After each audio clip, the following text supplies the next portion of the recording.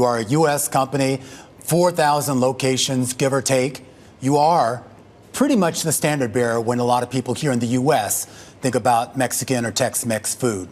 Now you're entering into Mexico, your first store there, a big one out there in the Monterrey region. Why do you think you can make that work? We believe Mexico is a really important milestone for our great brand as we continue to lean into our global strategy. It's an important country for us. We recognize and admire the culinary heritage that is a part of the Mexican culture, and we respect what we believe to be some of the best food in the world. What we're working to do is really tackle this emerging trend that we see around the globe. We also see it down in Mexico, this idea around fresh ingredients being prepared same day freshly in restaurants. And we believe what we do and what we offer will really resonate with the Mexican community. I know you've had to have done a lot of market research, and there's been a lot of talk about this idea of just how prolific not just Mexican taquerias are, but obviously all of the sort of unauthorized stands. Anyone who's walked around Mexico City, Monterrey, these big cities, they are everywhere. And I saw one stat that said that basically if you live in an urban area in Mexico, you don't have to go more than 200 or 300 feet before you find a taco cart of some kind or another. Have you factored that into your equation, that you're not just competing against established chains, but basically that ma or pa, so to speak, on the street, selling food from their carts? Yeah, it's a great question, and we have. And so we have partnered with what we believe to be a world-class partner in Alsea in Mexico, who has brought other U.S. brands into the country at a very successful pace of growth with brands like Starbucks and Cheesecake Factory. And they've done an incredible job. So we believe the right partnership, strength of the partnership, and the opportunity to go into Monterrey first and showcase the brand in a really unique way down in San Pedro is really step one. As we continue to move through Monterrey and open up and expand, we'll have our sights set on Mexico City next. But we believe what we offer, the idea of the best ingredients in the world, prepared fresh in restaurant daily at an abundance and variety and speed, really which is unmatched, at a really competitive price point, will resonate well with the consumers in the market.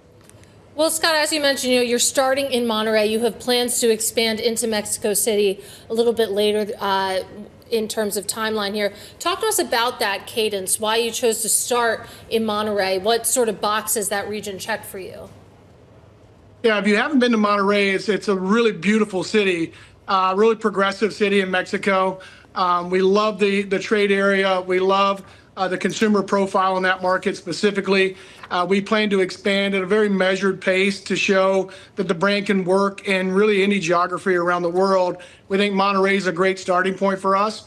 We'll launch the brand there, move to a number of restaurants, and then move to Mexico City, where we think we can be hyper successful in a really large metro city that is probably one of the largest cities in the world.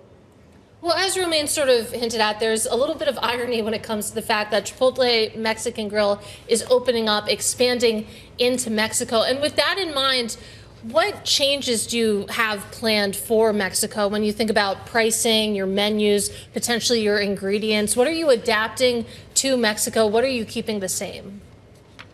Yeah, so we plan to use the same menu we have here in the United States in Mexico. We'll locally source as much of the product we bring over the border today as it relates to avocados and tomatoes and peppers. We'll locally source those, but it'll be the same menu we've launched in Western Europe, the same menu we launched in the Middle East with our partner Alshaya. We have 15 restaurants open in that region today, and the brand really resonates well when we deliver on standard the same execution and same menu that we have in the United States. With regard to your partnership with Alsea, I mean, this is a license model. And I am curious that given that you pretty much own your stores here in the United States, how do you sort of ensure that, quality control, both on the ingredient side, but also in terms of service, is going to be up to the same standard that anyone would expect in any other location? Yeah, I think it's really about when you go into a new market is really assessing the partner quality. We believe in this idea of a slow, measured approach to global expansion. We're not opening restaurants at a fast pace just for the sake of opening restaurants. We're going to protect the quality of our great brand through the strength of the partnership management of the supply chain, and then oversight on how we deliver the experience each day to each community in which we serve, whether that's in the Middle East, Latin America, and or Southeast Asia, which will open up later this year. Well, I'm curious, how far do you want to take this international expansion? Obviously, you're a relatively mature company, 30 plus years old, primarily here in the U.S. You have the partnership in the Middle East. You referenced the partnership in, I believe, in South Korea, and now in Mexico, Latin America. Is this the longer-term growth story for Chipotle under Scott Boatwright?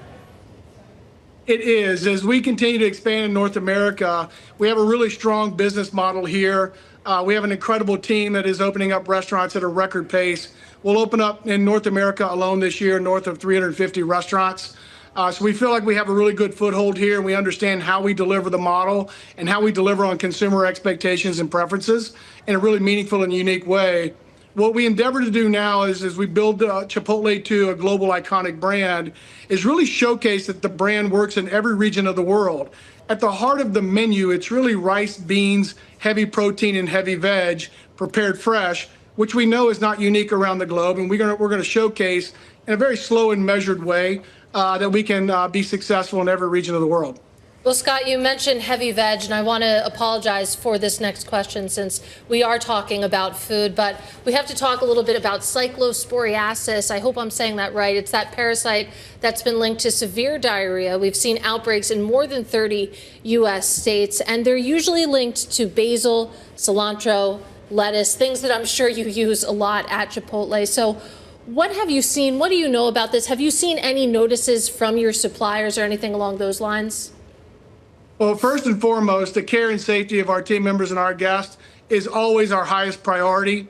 We have gone through our supply chain ingredients with our partners to understand if any of our ingredients have been indicated in the Cyclospora outbreak, and they haven't to date. We don't expect that they will, but we'll continue to monitor our supply chain and be hyper vigilant to ensure we are protecting both our team members and our guests in our fullest way. Yeah, I have to imagine that's top of mind, and we'll see how this develops. But on the topic of ingredients more broadly and sourcing them, what have you seen as it relates to the war of Iran when it comes to, where you're sourcing products from, and what are you doing to offset that, any changes that you have seen?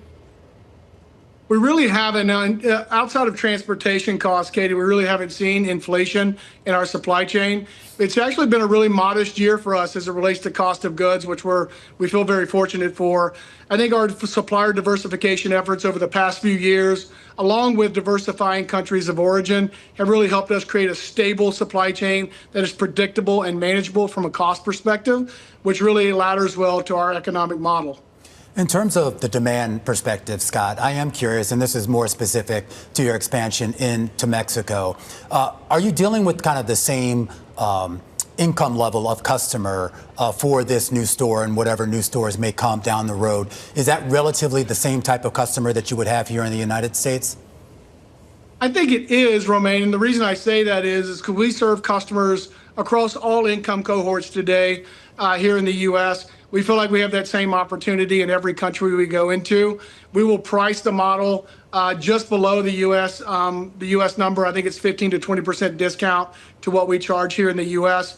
But I'll remind you that the average chicken burrito bowl in America today is still under $10. And so we feel that we provide an extraordinary value when you think about the quality of the ingredients, the way we prepare those ingredients in restaurant fresh every single day, and at the abundance and variety and speed which we provide. So we think it's an extraordinary value in every market we enter, and we think that the consumers will respond, again, at all income levels in those markets. But on the pricing in Mexico, and I understand that, Monterrey is a relatively wealthy area, so there's plenty of people of means there, but there's also this idea of tradition, and I hearken back to some of the missteps that other brands have made going into other countries. Starbucks was a good example of that, going into Italy, where you can get a shot of espresso for $1. Starbucks came in, charged about twice that. And it wasn't that people couldn't afford it. It was just, it was the tradition. And so I do wonder how you sort of adjust your pricing, your own input costs, to make sure that those people that maybe are used to getting a street taco for next to nothing are willing to come into a Chipotle store and try what you have for maybe a little bit more money. Yeah, so think about it this way. If you think about our menu architecture today, we provide value across all those income cohorts by having a pricing strategy that is smart and sound. I'll give you an example. Taco here in the U.S. today at Chipotle is about $2.50. A high protein cup you can get for around $3.80, I think, on average here in the U.S. So you think about the menu and pricing architecture really bodes well and caters to all income cohorts. And we can provide that value and showcase that value in restaurant. And Scott, before we let you go, I do want to talk a little bit about the U.S. consumer. You think about the average Chipotle customer, they've typically been able to absorb price increases better than most chains. But, we heard from Pepsi, for example, last week saying that high gas prices have their shoppers buying fewer items overall. And I wonder if you've seen any change in behavior when it comes to the Chipotle customer, whether, folks are trading down or adding fewer add-ons, for example. We really haven't. I think we stated on our last earnings call, we saw an inflection for the Chipotle brand in Q1, returning to positive transactions. And I talked about on that earnings call an acceleration into Q2.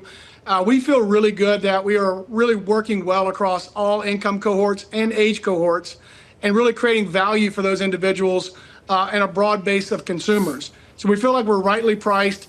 We are now targeting consumers with better menu innovation, new brand messaging, a new rewards relaunch, which is we are calling rewards on repeat, which increase the flexibility and ability to earn points and flexibility to use those points, as well as the opportunity to earn milestones within our loyalty platform, which is paying huge dividends as well. Ding dong.